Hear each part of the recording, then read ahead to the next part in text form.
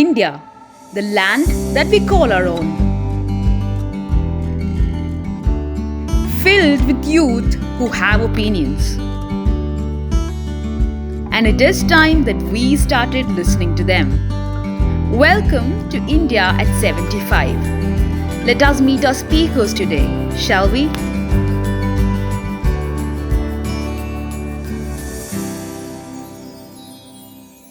Toys has a major role in the childhood as they educate the child for the basic physiological, mental and emotional development. Warm greetings to everyone. I am Anugrahashag of class 10 in GVHSS Chunakara. Toys has a major role in the childhood as they educate the child on the basic physiological, mental and emotional development. They tell the stories of ancient lives and put into the display the beliefs and traditions that exist among the communities of people. Traditional toys preserves the heritage. With the change in lifestyle and flourish of Western influence, however, many of the indigenous industries of India are gradually nearing extinction. As we already know, India has a rich tradition of traditional toys, for example, Kondapalli toys. In the village of Kondapalli, Andhra Pradesh, over 4 centuries ago, the craft of making brilliant and expressive figurines and toy sets originated. The theme of these toys are derived from the Indian mythology and epics, and also depicts the rural life, animals, birds, etc. Then Channapatna toys. The origin of these toys are traced back to the reign of Tipu Sultan and also manufactured in the Channapatna town of Karnataka. Tanjavur toys from Tamil Nadu and many more. But nowadays we are seeing so many plastic toys which are not good for the environment and not good for the children as well. Traditional toys have a lot of advantages like benefits. The list is so long. They encourage the imagination, improved concentration, creativity and imagination. Moreover, wooden toys are more durable as well. Our Honorable Prime Minister Narendra Modi said, we need to be vocal for local toys. Wooden toys are simple, long-lasting and promote creative thinking and collaboration. Certain plastics or toxic chemicals used in making the plastic toys is not environment friendly and it is not good for our health. But the traditional toys, especially like the wooden toys, are environment friendly. Because of the commercial websites like Amazon, Flipkart and many more, the people can sell their products here. Artisans can also use the internet and upgrade their products, style and develop a marketing plan. Let's all move to the traditional toys. Thank you and have a great day. Rise and shine. Get up and seize the day. You can do anything under the sun. When the sun powers everything, your phone, your home, and anything in between, this is a life on a golden grid. Wait, but is it the utopia we thought it would be? Jai Hind. Myself Dhruvi Thakkar, and I am from Atomic Energy Central School, Kakrapar, Gujarat side, and I am here to express my views about the solar energy spectrum. Are we really tapping its way to commercial business potential? Power sector in India has grown significantly since independence, both in the installed capacity and transmission and distribution system. The power generating capacity has increased from a meager 1,362 megawatts in 1947 to about 449 gigawatts till the end of March 2020. The per capita electricity consumption, which was a mere 16.3 units in 1947, has increased to 1,208 units in 2019 to 20. India has tremendous potential for generating clean electricity through renewable energy resources, and this potential shows India's consciousness for reducing carbon footprint. And since 2000, there are various plans and initiatives by the government. For example, on 11th of January 2010, government launched Jawaharlal Nehru National Solar Mission.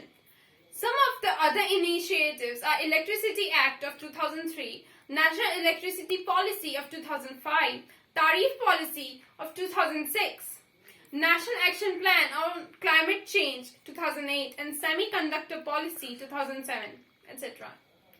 In 2010, it cost around 40,000 USD to install a residential solar system, and today it costs around 18,000 USD. Friends, India is naturally gifted with the possibility to excel in exploring possibilities of energy production through solar power. If we can use even 5% of this energy, it will be 50 times of what world requires. Presently, India is the fourth largest global energy consumer, and by 2030, it would be the third largest. India's energy consumption is expected to nearly double. Our reliance on imports of crude oil and depending on oil producing nations would decrease. The concept of one sun, one world, one grid group, aka OSWOG, is introduced. It is an initiative to create an interconnected global power grid and was first announced by our Honorable Prime Minister, Mr. Narendra Modi, in 2018. India has pledged to achieve the net zero target by 2070. And the aim of net zero consumption is not possible if India is out of the game. So as responsible country, it's our duty to move towards solar power production. At the end, solar energy is a big thumbs up. Thank you and have a nice day. Petrol and diesel has become an indispensable part of our day-to-day life, and we can't imagine our life without it. But the petrol prices are skyrocketing. Even then, its consumption has not reduced. Warm greetings to all. I am K. Harini Sri from 7th Day Adventist Higher Secondary School, Ernakulam. Nowadays, we are living in a world that is constantly changing. Technology has made modern day world much more easier and comfortable than in the past. Up to the middle of the 19th century in India, the means of transportation was backwards. Walking had constituted a major form of transport in ancient times. Bullock carts were the major means of transportation on land. Hand-drawn and hand-pulled carts were also used for conveying people and goods. As everything was human part, the consumption of fuel was very less. With the advancement in technology, man invented steam powered engines and internal combustion engines. Most forms of modern transport use either petrol or diesel to power their engines, from cars, trucks, buses, motorbikes to large-sized ships, aeroplanes and military vehicles. Industrialization, machinery and fast mode of transport have become a way of life, and they consume a lot of petrol and diesel every day. About 70% of diesel and 99.6% of petrol is consumed in transportation sector. As the demand for petrol and diesel is increasing day by day, its price is also increasing. Even then, its consumption has not reduced. Some reasons for this are the increase in the number of petrol and diesel powered vehicles. Though electric vehicle is an alternative for this, the concerns about cost range and reliability are holding people back. Transportation fuels like petrol and diesel offer a wide range of performance, efficiency and safety features. It has a greater energy density than other liquid fuels. It provides more useful energy per unit mass of volume. Despite its enormous benefits, our environment is getting affected severely by the harmful gases and toxic gases released due to the combustion of these fuels. This causes the depletion of the ozone layer, global warming, rise in the temperature of the earth, and etc. As we know that petrol and diesel are exhaustible resources, that is, the amount of them in nature is limited, they'll get depleted one day. Once it gets depleted, it will take millions and even billions of years to form. So we should take some measures to reduce the consumption of these fuels. We the people are the ones to do something and control the situation. Stop blaming the government. Use public transports to go to routine places like office and market. Use the cycles to go to nearby places, switching the engine off while the traffic is halted for long. The government has to provide enough public vehicles so that people do not have to wait and can travel comfortably. Government should bring down the cost of electric vehicles and encourage their use. Start using renewable sources. Every small effort by each individual can make a big difference. Save fuel for a better environment and for our future generation. Hi everyone, my name is Mansi Bhamre. Today I am going to speak on the topic the internal tug of war between single screen and multiplex. Friends, you know that to take the breakout from our busy life, we go to theater for watching movies. From past many decades, single screens are very prominent in India. There are two types of cinema, single screen and multiplex. Single screens are very enthusiastic and lively. India had 10 of thousand of single screen, but slowly multiplex take over. The multiplex are very sophisticated. The difference between single screen and multiplex is that single screens are very cheap. Their price is between 100 to 50 to 100 rupees, and they are play one movie at one time. And the multiplex are very costly. Their price is between 100 to 600 rupees. They play multiple movie at a time in many screens. Friends, generally multiplex are in shopping malls where we can shop. Multiplex provides very facilities and options like restaurants where we can go with our family and enjoy. It must better than a shops in single screen theaters, friends. But its major disadvantages like costly and expensive. Nowadays, VR glass stand for Nowadays, VR glass stand for uh, virtual reality glasses. They are very expensive and gives us amazing experience and realistic scenery. Friends, at the end, I would like to conclude by saying that I would like to conclude by saying that there are many upcoming innovation. They will get the revelation in the field of cinema. Thank you for your patience hearing. Bye. Jai Hind, Jai Maharashtra. Pizza, pasta, fries, taco, kebab, sandwich. Yum! I wish I could just eat these all right now. But do you all have any idea under which category these food items come and who sell them? Well, if you do not know, then don't worry. I, N. Yadunandan from Delhi Public School Nacharam will talk about the street food, the vendor who sell these items and extraordinary culture of street food. Basically, street food is the food that is cooked and sold in street or in other public places, which is intended to be eaten immediately. These items are sold by street food vendors on organized outdoor or indoor marketplaces and even on streets. In fact, Indian street food has a long history. It all started by the selling of channa chaat in small gullies of each lane. Khala katta popsicles, sliced chota puri are all unforgettable snacks of 1980s and 1990s. Jalmuri is a popular street food of Kolkata. It is a spicy puffed rice snack with traditional Bengali ingredients. In India, there are all different types of kebabs available of street food vendors around the nation. In northern cities like Delhi and Jaipur, some of the most popular kachoris and aloo chats are served with mint sauce. Chaat is not only the Indian name for street food but is also its own entire dish. When people order chaat, which is a plate that is piled high with boiled chickpeas, potatoes, all topped with spices and yogurt. Also, Pani Puri is the national symbol of Indian street food. These crunchy balls are punctured on top and filled with delicious veggies and water. But having street food always isn't healthy. You must be well aware that street food vendors don't have a proper garbage disposal system, and in most of the cases, the waste is collected and thrown away in close distances like street corners. That's why street food should be eaten less frequently and in lesser quantities. Avoid eating or getting addicted to street food. Now, street food industry is digitalized. Food carts run on propane and are gasoline or diesel generators.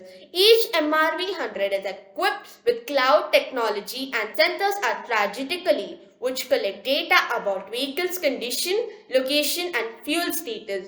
Not only that, the food carts provide delicious snacks too. Since 2014, cloud kitchens enable restaurants and street food vendors to expand the existing food court at minimal loss.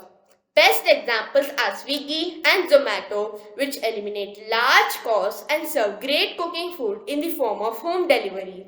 COVID 19 has a drastic impact on every field and walk of life. This pandemic has affected people of all ages, businesses, and so on. But COVID 19 helped the restaurants and street food vendors in this difficult phase. The youngsters are more inclined towards going to restaurants or buying food from street vendors. However, mature adults are also motivated towards dining out. The reason they maintain this standard is because of its laws, taste, and authenticity.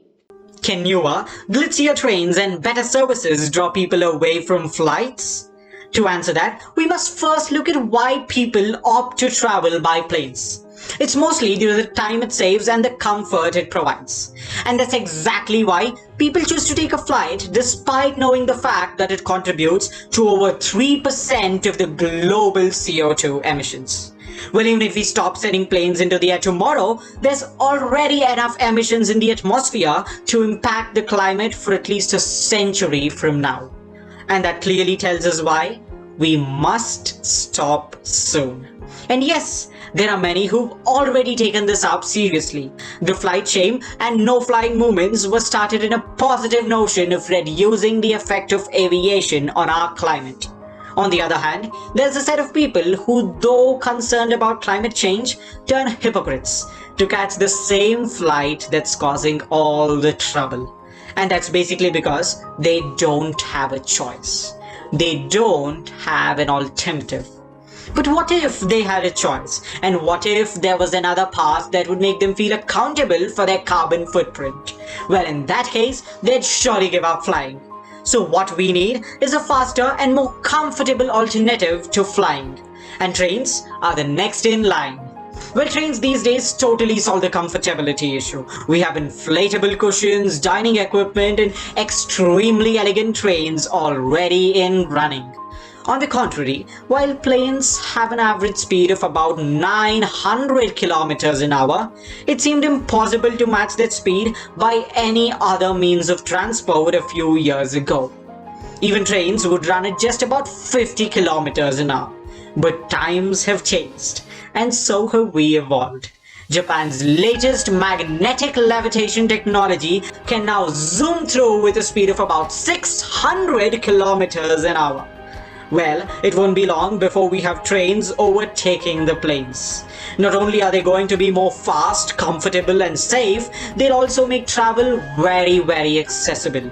With planes, one must deboard at an airport that's generally on the outskirts of the city, at least about 20 kilometers away from the city center.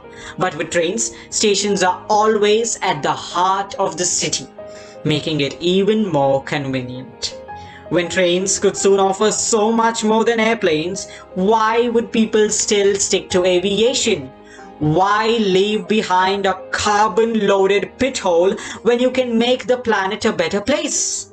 Now that certainly answers whether newer, glitzier trains and better services can draw people away from flights. Learning, growth, and development into their own hands will be tomorrow's leaders. Hi, I'm Arke Radhika from Sri Vignesh Vidyalaya and I'm a 9th grader. A skilled employee is a person who has a specialized skill or learned a skill set and is capable of working efficiently and can carry out his duties with responsibilities. He must possess a thorough and comprehensive knowledge of trade, craft, or industry in which he is employed. In India, skill-based education is considered to be a vocational skill and is obtained through short-time courses or trainings which are not a part of the formal educational sectors and provides employment in informal sectors. Such skills are also part of the government's Pradhan Mantri Kaushal Vikas Yojana scheme, which provides recognition and standardization. However, expertise needs to be focused in the formal learning system as well. The India Report 2021 has found that 45.9% of young people would be considered employable. The number was about 46.2% in 2020 and 47.4% in 2019. India is one of the largest work enforcements in the world, with nearly 500 million of young people with working age. The domestic labor is only second compared to China's and far bigger than those in the United States and the European countries. But the key obstacle to a skilled workforce is that the best trained minds don't stay in our country. They go abroad, or the mass migration of skilled laborers from developing countries such as India. For examples of skilled labor occupations are drivers, plumbers, technicians, computer operators, administrative assistants. Upskilling is a process to provide a skilled employee with advanced skills through additional training and education. The company invests significant time and resources to upskill, train, and develop their employees with new skills that will aid them in their work. Technology has sped up the need for upskilling. There is a sense of urgency to continually provide and develop training and education to their employees. Workforce upskilling has become the top priority for many organizations because job roles are shifting faster than ever, employees expect growth opportunities, and upskilling boosts employee satisfaction. Reskilling is the process of learning new skills by the employees to move on to a new role within the current industry, organization, or company. Reskilling can help the workforce to retain the best talents, and reskilling can help them to reduce the cost of job filling new job roles. And the worst effect of reskilling is that reskilling might be a good alternative to fire the current employees and hire new ones with a different skill set. Automation was already happening, and with the rise of COVID-19 crisis, accelerated to a lot what automation was already doing. During the pandemic and nationwide lockdown, the companies have seen the worst recession of all times. Automation and digital upgradations are being the topmost priority for all the employers. Upskilling and reskilling their employees is the only best strategy that companies could make use of to survive during this uncertain time. The World Economic Forum has estimated that about 85 million jobs could be displaced by the rise of automation by 2025. More than 80% of companies want to reskill their employees, and 90% of Indian businesses have already started accelerating digitalization. At last, I'd like to conclude by saying that what this means is that the type of education that students need in the future will be more digital oriented and data oriented. Equipped and proficient candidates will always be in high demand, whether they live in India or any other country. Hello everyone, this is Sharma Inanchiyar. Why India is called the pharmacy hub of the world. Indian pharmaceutical forms a major component of India's foreign trade, with attractive revenues and giving more opportunities for the investors. India supplies generic drugs at an affordable rate over millions of people all over the globe, and it operates a significant role to the United States of Food and Drug Administration (USFDA), World Health Organization (WHO), Good Manufacturing Practices (GMP) compliant plant. India ranks 14th in terms of value and third in terms of volume. This mismatch can be highly attributed to the increasing demand of pharmaceutical products in the international markets in a lower cost. So this is the reason why India is called the pharmacy of the world, as it exports the pharmaceutical products globally. India is the largest producer of pharmaceuticals, which includes both vaccines as well as the medicines. It supplies more than 60% of pharmaceutical products to both developing countries as well as developed countries. As India is playing the role of producer of medical products, this is the reason why India is called the pharmacy of the world. Let's take the latest news and trend. Even during the COVID period, India supplies most of the vaccines to the majority of the countries. Apart from this, there is also main factors for the contribution of the pharmacy output, like availability of technology. This technology has made these pharmaceutical products in an affordable rate, as this could strengthen the pharmacy companies as well. Then manpower, biotechnology personnel, and with pharmacy graduate helps to expand this sector. Then, other than developing countries, our India has a very good infrastructure for this. Then, India is a high domestic population with low income countries. So, it helps to focus more on this field. Then, it also helps India to spread its footprints all over the world, especially in low income countries. Thus, India is the pharmacy hub of the world, and it's one of the success stories, leading success stories also. Thank you for giving me this opportunity.